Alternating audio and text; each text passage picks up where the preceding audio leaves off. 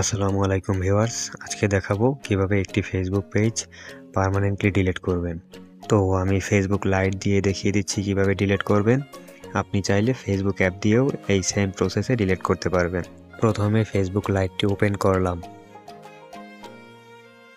এরপরে উপরে ডান পাশে 3 লাইনে একটা ক্লিক করবেন।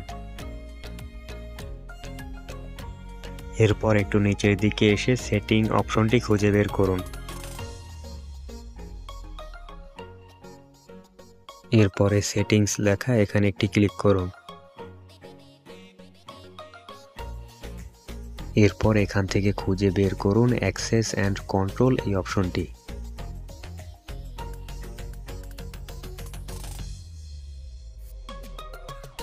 এবার অ্যাক্সেস অ্যান্ড কন্ট্রোল এই লেখাটার উপরে একটা ক্লিক করুন।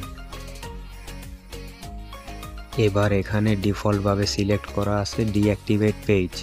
তো আমরা পেজ ডিঅ্যাক্টিভেট করব না, একেবারে পার্মানেন্টলি ডিলিট করব।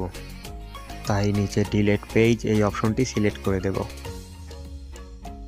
সিলেক্ট করার পরে নিচে কনফার্ম লেখা এখানে একটি ক্লিক করব। এখানে আসার পরে আপনাকে জিজ্ঞেস করবে আপনি কী কারণে আপনার ফেসবুক পেজটি ডিলিট করতে চান। আপনি যে কারণে পেজটি ডিলিট করতে চাচ্ছেন যদি ওই অপশনটি এখানে থাকে আপনি চাইলে সিলেক্ট করতে পারেন। এরপরে নিচে কন্টিনিউ লেখা এখানে একটি ক্লিক করে দিবেন। এরপর একটু নিচের দিকে স্ক্রল করে ডিলিট অ্যাকাউন্ট লেখা এখানে একটি ক্লিক করবেন।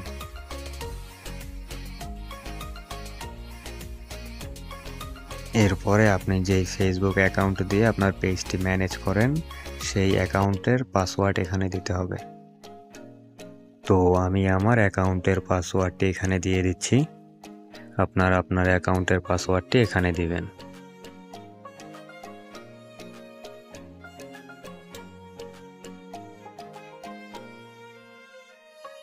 পাসওয়ার্ড দেওয়া হয়ে গেলে কন্টিনিউ লেখা এখানে একটি ক্লিক করে দেবেন।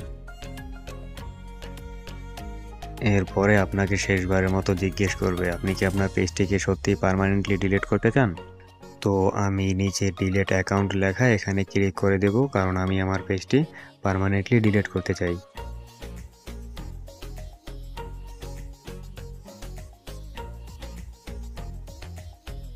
তো আমার পেজটি ডিলিট হয়ে গেছে। এখন আমি যদি চাই পেজটিকে 30 দিনের মধ্যে ফেরত আনতে পারবো।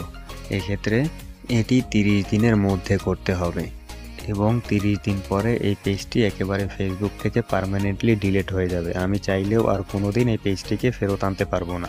তো ভিউয়ার্স, এই ছিল আজকের ভিডিও। যদি ভিডিওটি ভালো লাগে একটি লাইক দিবেন এবং এরকম আরও প্রয়োজনীয় ভিডিও পেতে অনলাইন মোবাইল টিপসকে সাবস্ক্রাইব করতে পারেন।